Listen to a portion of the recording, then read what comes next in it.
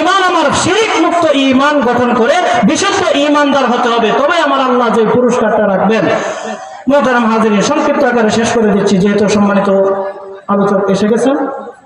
তো আমার আল্লাহ তাআলা যে ঘোষণাটা দিয়েছেন, ইন্নাল্লাযীনা আমানু ওয়া আমিলুস সলিহাত, নিশ্চয় যারা ঈমানদার, নিশ্চয় যারা ঈমান আনয়ন করেছে আমি মাওলার তাওহীদের প্রতি, আমি মাওলার গায়েবের প্রতি, আমি মাওলার সব বিষয়ের প্রতি যারা ঈমান আনয়ন করেছে, এই ঈমানদার যারা আছে তাদের জন্য আমি আল্লাহ এমন পুরস্কার রেখেছি, আমি আল্লাহ এমন পুরস্কার রেখেছি।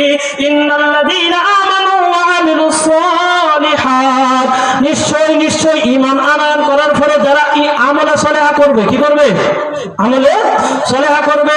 নিশ্চয় যারা আমলে সলেহা করবে, কানাত লাহুম জান্নাতুল ফিরদাউসি নুজুলা, আমি আল্লাহ সেই আমলে সলেহা আর ঈমানের বদলায় তাদের জন্য সর্বোত্তম পুরস্কার জান্নাতুল ফিরদাউস নির্ধারণ করে রেখেছি। এখন আমলে সলেহা আমাদের সমাজে অনেকেই বুঝেই না, শুধু মনে করে নামাজ পড়তেছে আমলে সলেহা আদায় হয়ে যাইতেছে। আরে না, নামাজের পাশাপাশি আপনাকে আরো আমলে সলেহা করতে হবে।